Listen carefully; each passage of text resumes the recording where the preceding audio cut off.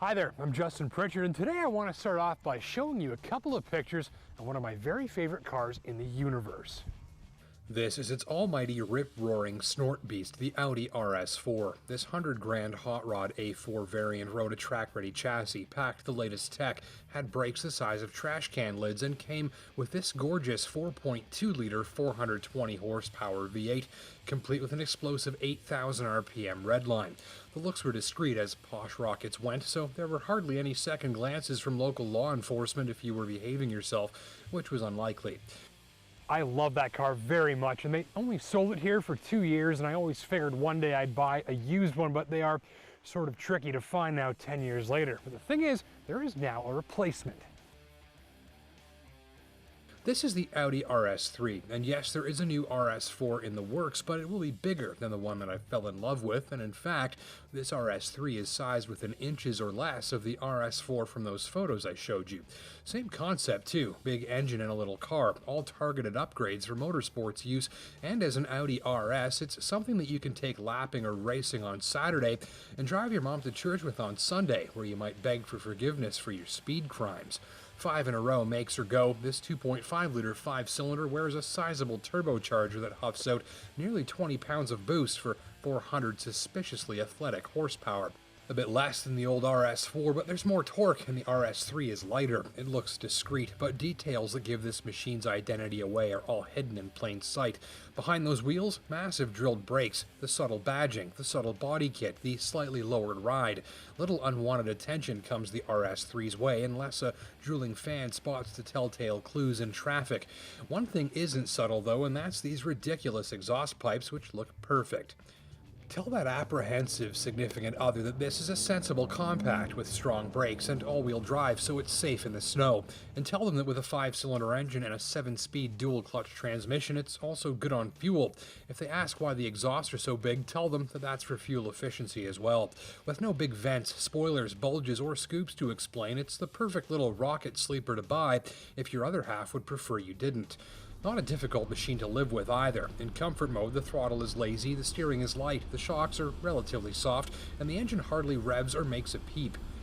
Here, it's no more difficult to drive than a Golf. It's even easy to park. And sure, a few compromises. The road and tire noise can become generous at higher speeds, and the ride on broken in-town roads can be jiggly and stiff.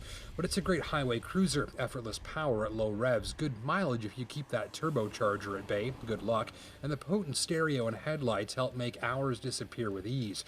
For a machine designed with performance to light your face on fire, it is totally daily drivable. Room up front for 2 adults, it's not cramped or roomy, just about right. The cabin hits hardest for its interfaces and tech, more than its overall design, which, like the styling, is fairly modest. Start it and the central display screen pops into action, as does the slick virtual cockpit instrument cluster with a reconfigurable display. The sport seats are comfy and hold you in place well and are nicely finished. This cabin's biggest asset is its displays and tech. Further back, the trunk is fairly shallow, though wide and square to the edges to help maximize space. Of course, the RS3's primary concern is not hauling cargo, it's hauling something else.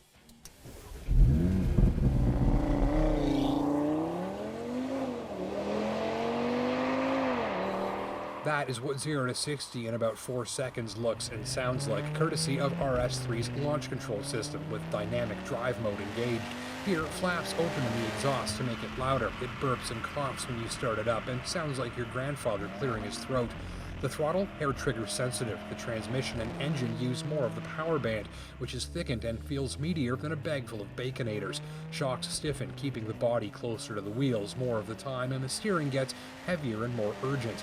The all-wheel drive system is even rejiggered to make the RS3 feel more rear-wheel drive. The transformation from comfort to dynamic mode is substantial. Driving this machine spiritedly, a few attributes take center stage. One is the transmission. This dual-clutch gearbox is nearly perfect. It shifts and rev matches immediately, perfectly in both directions. Very entertaining, and you could nearly forgive Audi for not offering a manual.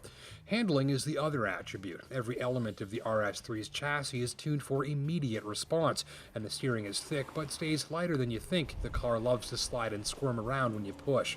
It inspires a mischievous confidence. This thing feels light and lively and very, very playful. Power delivery is downright silly at full throttle, but the giant brakes are equally as overkill to bring you back out of demerit point territory fast.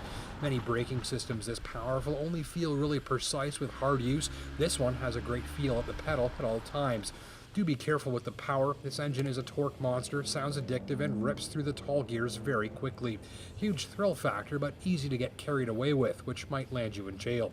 If you buy one, get it to a track day with some instruction and drive it the way it was intended. If you're only on public roads, you're totally missing out on a significant portion of what this machine can do.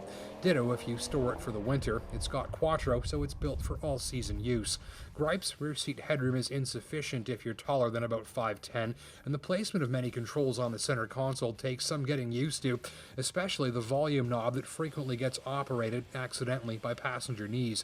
Plus, for your investment of a little under 70 grand, you might find the RS3 to look a little too quiet and plain. On the other hand, this does make it an excellent sleeper, just like its older cousin, the RS4. Thanks for watching.